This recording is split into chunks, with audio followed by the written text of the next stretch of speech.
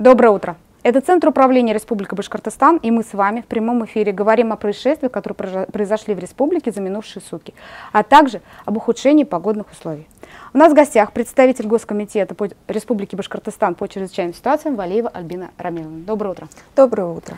Расскажите, что произошло в республике за минувшие сутки? За прошедшие сутки на территории Республики Башкортостан чрезвычайных ситуаций не зарегистрировано.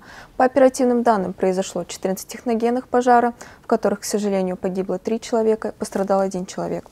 Это пожар в Чишминском районе. Огнем был поврежден бревенчатый дом, в котором при пожаре погиб мужчина 1939 года рождения и женщина 1943 года рождения. Предполагаемая причина пожара – это нарушение правил эксплуатации электрооборудования. Пожар следующий произошел в городе Уфе, в многоквартирном доме. При пожаре погибла женщина 1933 года рождения. Предполагаемая причина пожара – это неосторожное обращение с огнем. И пожар произошел в городе Салават.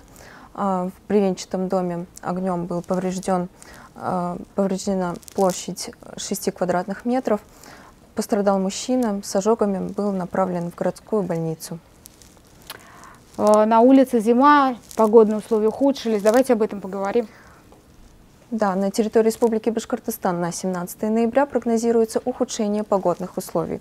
Ожидается на дорогах снежный накат, гололедица, местами снежные заносы.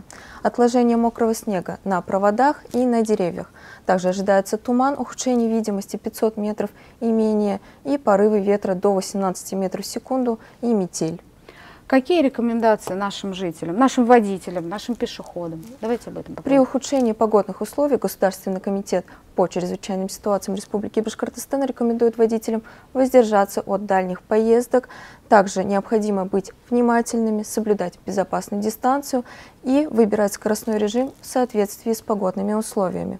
Также необходимо строго выполнять правила дорожного движения и требования сотрудников ГИБДД. Пешеходам при усилении ветра мы рекомендуем держаться подальше от карнизов домов, также держаться подальше от рекламных стендов и щитов для предотвращения беды. Ну да, чтобы не произошло такого, что что-то там, не дай бог, упало на человека. Альбина Рамиловна, скажите, вот наш Центр управления Республика Башкортостан находится на берегу реки Белой, и мы часто видим в окно, как рыбаки, кто-то на лодках, кто-то пешком возле берега, они рыбачат.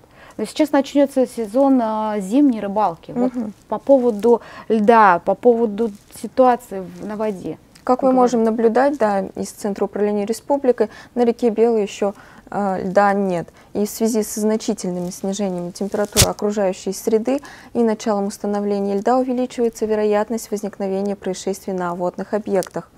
Так, спасатели Государственного комитета Республики Башкортостан по чрезвычайным ситуациям накануне выезжали на помощь к рыбакам, попавшим в беду. Это вот на Павловском водохранилище заглохла моторная лодка с рыбаками. Они были вынуждены дрейфовать, чтобы их заметили спасатели.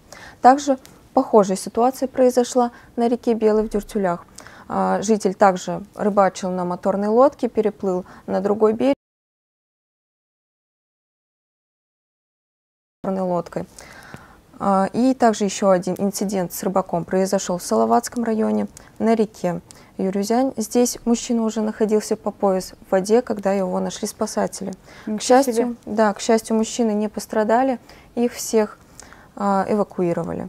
И еще одно происшествие, уже связанное с происшествием на льду. Мужчина решил сократить путь и пошел по льду, и лед не выдержал, и мужчина провалился в воду, в холодную. К счастью, спасти удалось его? Да, к счастью, рядом оказалась женщина, которая заметила и вызвала спасателей. Да, такое бывает. Люди почему-то опрометчиво идут, сокращают дороги, хотя пытаются сократить, но могут попасть в такую ситуацию, и, не дай бог, рядом может не оказаться никого. Да, к сожалению, большинство происшествий, по словам специалистов, происходит как раз-таки по вине самих жителей, их безответственного отношения к собственной же безопасности. И стоит отметить, что сотрудники ежедневно проводят мониторинг ледообразования, и на сегодняшний день толщина льда недостаточна для выхода на него. Альбина Равильевна, скажите, вот если вдруг кто-то становится свидетелем того, что происходит, что нужно делать, куда звонить?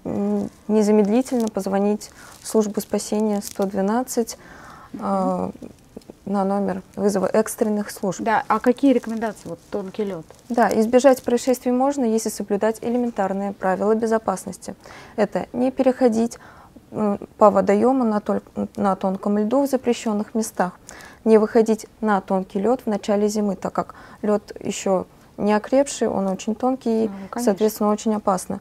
В начале зимы наиболее опасна середина водоема. Да, мы можем наблюдать, что на берегу лед схватился, да, казалось бы, да, то да, есть он уже крепкий. А в середине водоема может быть еще и течение, и льда может вообще не быть.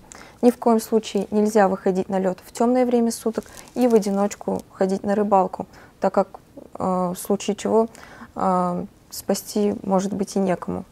К сожалению, да, такое бывает. Нельзя проверять прочность льда ударом ноги, так как можно провалиться, также всей тяжестью тела. И при вынужденном переходе безопаснее всего переходить уже по протоптанным участкам. Но это только относится к зимнему периоду. Уже когда уже стояли морозы, это январь, да, такой прямо глубокая такая зима. Сейчас ходить по льду категорически запрещается. И особая рекомендация к родителям – это не отпускать детей близко к водоему, так как сейчас как раз-таки такой период, когда детям интересно поиграть на льду, побегать. Этого делать категорически нельзя. Спасибо большое. Давайте еще раз напомним телефон экстренной службы, да, 112. Если вы вдруг станете свидетелем или что-то видите такое, то обязательно позвоните в телефон вызова экстренных служб. Спасибо большое. Спасибо. Хорошего вам дня. Ну а я напоминаю, мы с вами в Центре управления Республики Башкортостан говорили об ухудшении погодных условий, о происшествиях, которые произошли в республике.